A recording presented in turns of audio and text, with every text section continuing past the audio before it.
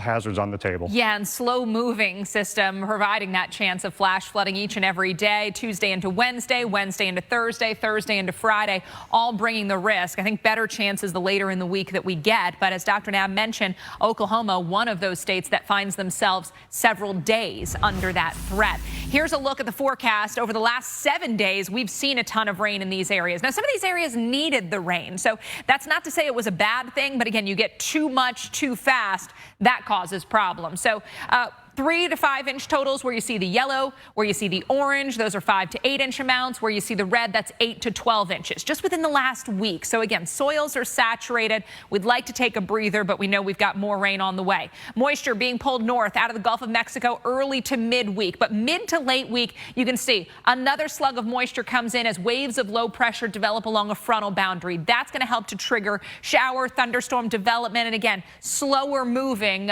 waves of rain across sections of the central part of the country into the Midwest. As that moisture is pulled northward, we'll have plenty to work with. So some of these showers and storms could again be bringing some heftier rainfall rates that could again tip the scales towards the flash flooding side of the story.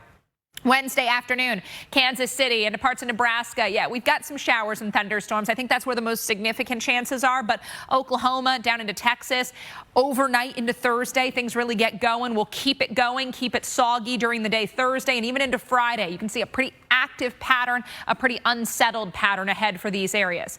I mentioned they do need the rainfall in a lot of these communities, so especially into parts of Iowa, Nebraska, Kansas, where you see the oranges and the reds, those are worse levels of drought. So that's where we've got the severe or the extreme drought levels. Also parts of Texas. We just need a break. You know, folks are trying to clean up from the tornadoes on Friday across parts of Iowa and Nebraska. Parts of Oklahoma, of course, saw the storms on Saturday. So we've already got a lot of damage. We have things that need to get done, and rain doesn't help us there. Unfortunately, the rain is going to stick around Tuesday, Wednesday, Thursday, all the way through Thursday night. Looking at rainfall totals for many in that 1 to 3 inch range, especially Texas up through Minnesota and Wisconsin.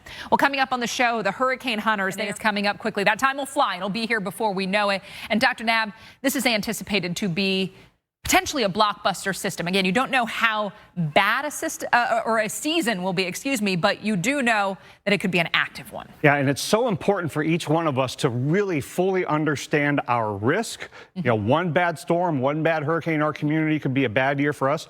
But what are we at risk from, and what have we not done that really needs to be done now to increase our chances of not just surviving the storm, but lessening damage and recovering in the aftermath? Yeah, so you're going to be focusing on that through the week. Dr. Nab taking a look throughout this week at areas that are maybe more vulnerable to things that they haven't seen in a while or just storms in general. And today you're talking about Houston and you're talking about the vulnerability. I know a lot of people just went, wait a second, the Houston Metro just dealt with Harvey, a few years ago, but you pointed out that was a flood event. It was a tropical storm when it was over Houston. You're really concerned about what a powerful hurricane producing very strong winds could do in Houston. Yeah, we're talking about the top 5 metros, in my estimation, that are overdue for a major hurricane wind event, especially, but also the other effects of a major hurricane. And number 5 on that list is the Houston area. And again, Harvey was not a major hurricane event for the Houston area. It was a tropical storm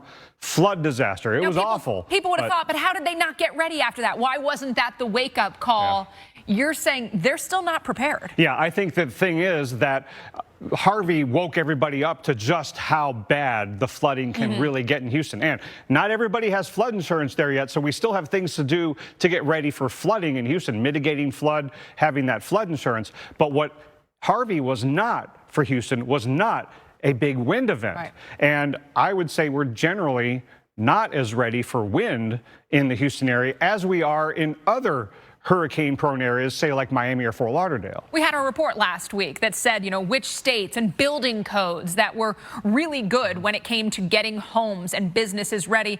Texas isn't one of those, and thus the Houston metro area isn't one of those where, the building codes are maybe up to your standards. Yeah, and so that's a concern for places like closer to Rockport that actually did get the major hurricane landfall in those conditions. But notice how Houston, which is farther to the north here, experienced a tropical storm going nearby.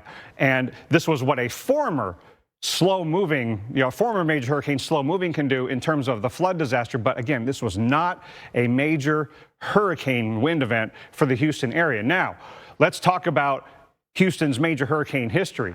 We've been really fortunate in the Houston area. And again, as someone who used to live there when I was growing up, I've got family there, my mom's there. I'm thankful for her sake and others that you haven't dealt with a direct hit from a major hurricane. Now, in recent years, we've had the likes of Rita and Laura miss off to the east, and we did have Alicia in 1983. I was in Houston for Hurricane Alicia in 1983. Now, it was bad, but it could have been a lot worse because it was just over that Cat 3 threshold when it made landfall in southeast Texas. Most of the Houston area did not experience major hurricane conditions. It could be so much worse. And look at this long history. Way before the Houston population was as large as it is now, we had a lot of major hurricanes, but not so much direct hits missing off to the south and west. So what has hit major hurricanes in Houston has been a long time ago and not a direct hit. And you pointed out the population hasn't exploded. So there may be people living there that don't have the experience. We brought up the ratings of the states. Obviously, Louisiana, talk about the building codes, how good they are. Not necessarily the case in Texas. So a viewer watching from the Houston area has got to be wondering, what do I do, Dr. Knapp? Yeah, and again, these ratings had their focus on how ready is each state in terms of its building codes, the minimum legal requirement for how strong the structures are to be prepared for the wind. And Texas has a very old, pretty outdated statewide building code. It's like more than 20 years old. Now, in Texas, you focus on the individual cities having their own individuality on building codes and their own laws.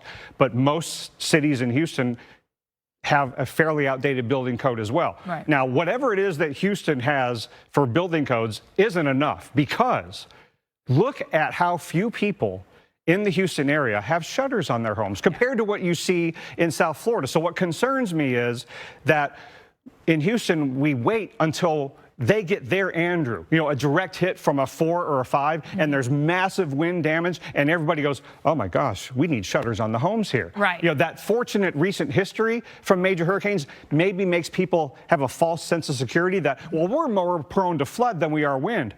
But we need to start getting shutters on the homes in Houston, changing the building codes to require that on new construction. Or else we got to rely on everybody putting up plywood. And is everybody going to do that? We're just not ready for a major wind event in Houston. And given the size, is there going to be enough plywood to go around if push comes to shove and we've got that need? Right. So we got to be proactive, not reactive. And in South Florida, because of what we saw in Andrew, we were more ready for Ian. Yeah. So don't wait for your Andrew in Houston to be ready for the one that's 20 years down the road. We got to get more ready with shutters in Houston. All right, great information. We're going to be doing this all week long. Stay tuned. We're back after this.